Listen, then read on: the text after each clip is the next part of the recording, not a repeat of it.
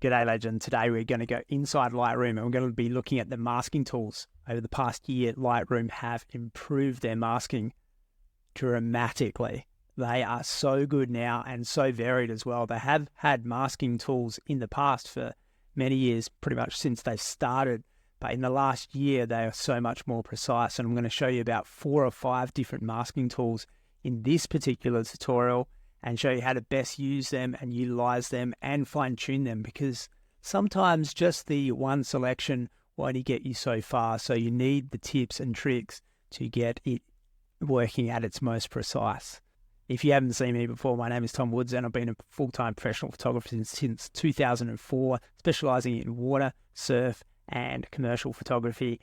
And since 2019, I have been using a lot of my time to teach other up-and-coming photographers their skills to get their photography to a high level. And I'm enjoying that process so much. So if you want more information on that, I'll put the links below this video, or you can keep watching my YouTube right here. But without further ado, let's get into Lightroom and show you those upgrades with the masks and how to best use them. Okay, so this is the photo we're going to be working on. It's Thomas Bexton, aka the Doc, who shapes amazing surfboards in Noosa. So he's worldwide known now, but certainly on the coast of Noosa. He's a bit of an icon, and I caught this picture, actually shot it in my housing. I was just waxing up my housing and getting it all prepared for a water shoot, and Doc came down with this orange board against these nice brooding clouds, which I'm going to emphasize in a second with my editing. And I just thought that's a perfect moment. So I was still buffing off the wax off my port.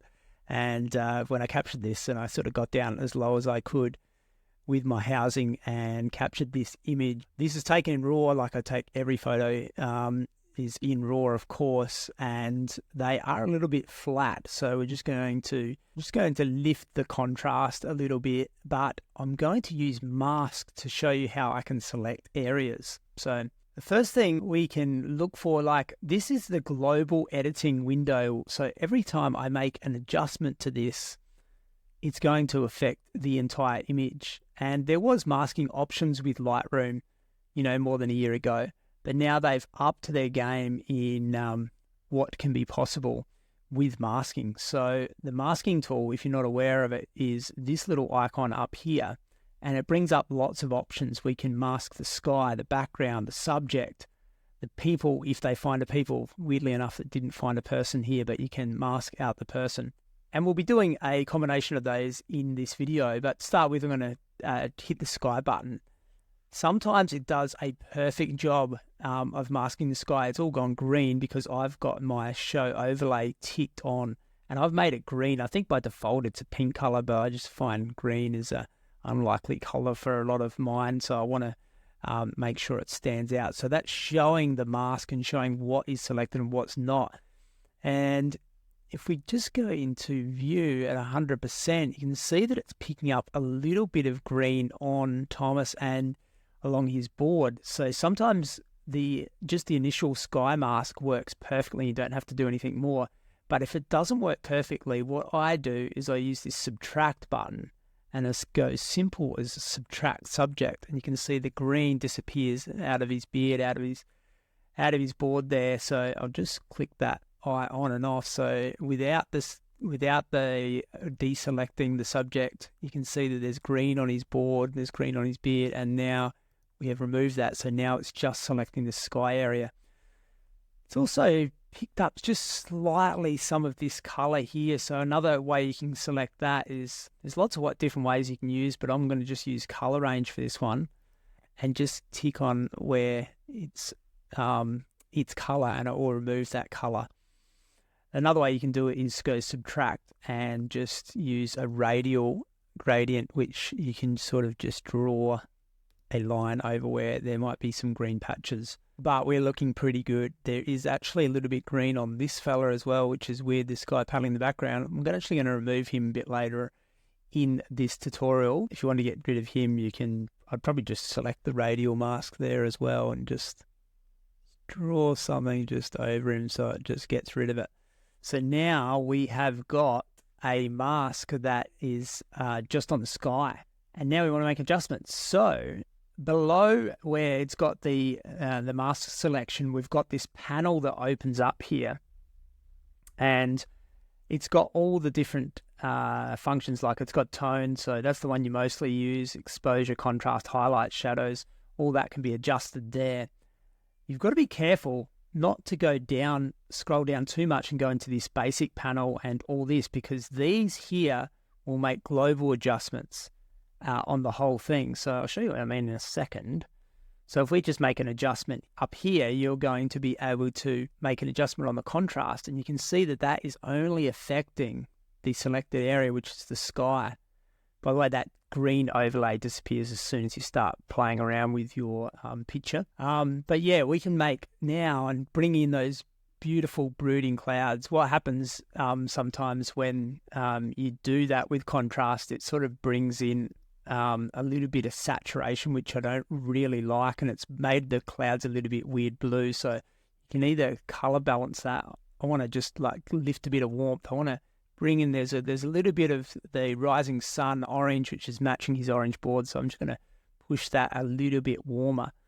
But you can also come down to the saturation slider and back off that saturation, particularly if you don't like that blue in the cloud, which I sort of like the grey look. But, this is all personal taste. It's more about masking. We can show what I'm basically showing you today is not really how to edit so much. We're just looking at how to mask off an area. But, while I'm here, I'll just show you my taste and what I would do anyway. I've got the clouds to my taste looking a little bit better. So if you want to see what the mask is like on or off, you go to the number one mask, which we've got here, first mask we've done, and you can click on or off, so you can see that we've made the sky a little bit darker, maybe a little bit too dark. So let's just give a little bit of lightness back to it, but I just did want to get that separation there. We can always go back to this mask after we've finished and edit it. And another extra tip with the mask is that the amount that you've done any of those adjustments to, all of these adjustments, you can go to the amount and actually increase the amount that you did it by sliding this slider to past 100, or decrease so it goes back to exactly the same. So if you go to 0, it brings all those adjustments back. But if you're happy with it, so if you want to quickly just bring down or bring up, so like I said before, I thought it was a little bit too dark, so instead of going back into the exposure, I could have just lessened the amount. So that was just a little bonus tip there for quickly adjusting all of the work that you've done just on the sky. Another little bonus tip is that I've got this in solo mode, so when I bring down the tone one, I can do my adjustments, but then if I want to go into color, it collapses the tone one, so you haven't got all of these tabs open. So we're happy with what we've done to the sky, and now we might want to work on the subject, so you can go create new mask. Another thing as well is you can actually rename this mask.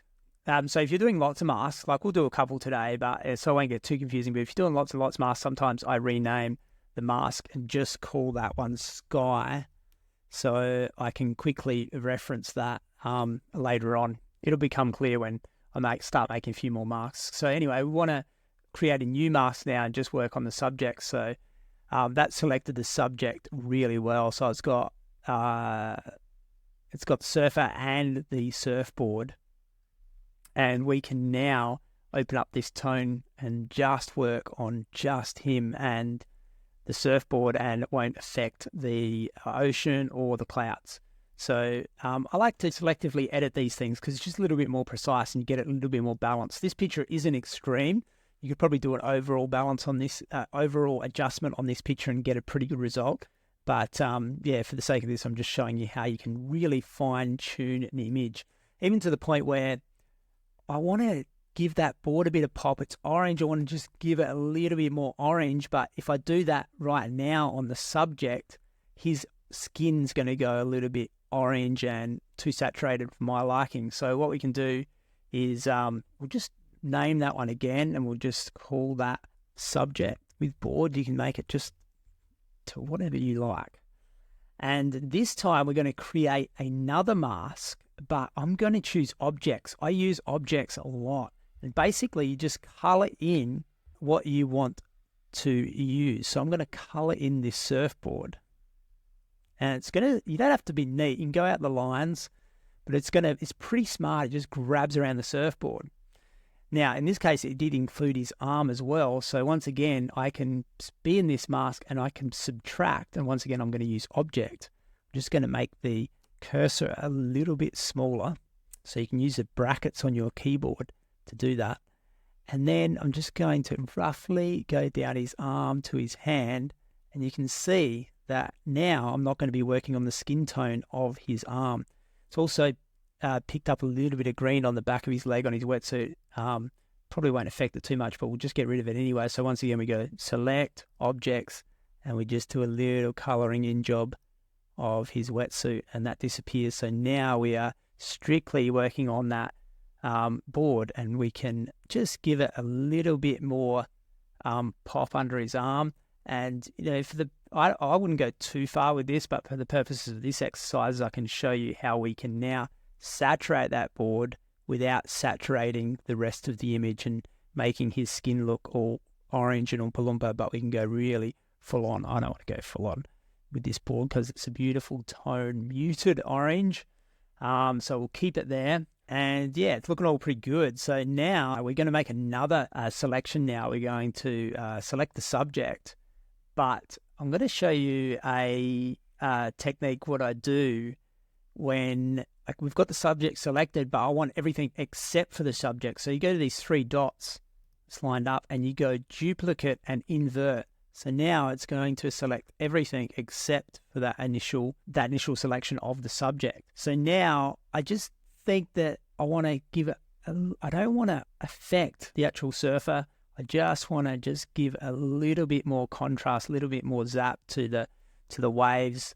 And I don't mind the sky coming in a little bit as well with that. So just cleaning that up a little bit.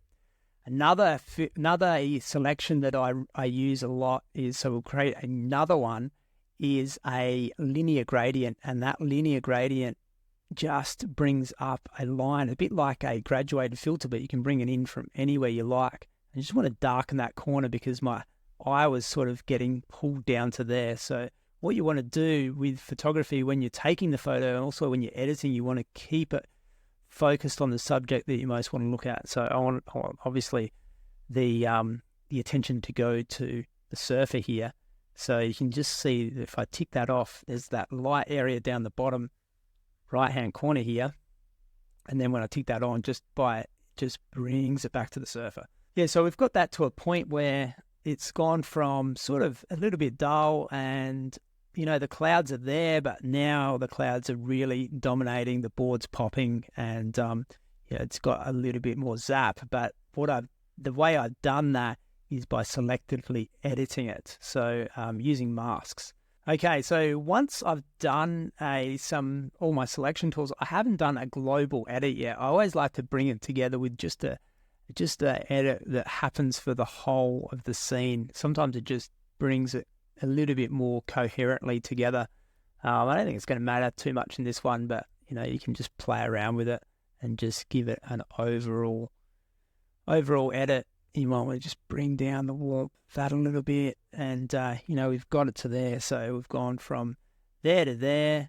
You might like it before, you might like it after. It doesn't really matter. The whole purpose of this exercise was to show you how to selectively edit areas.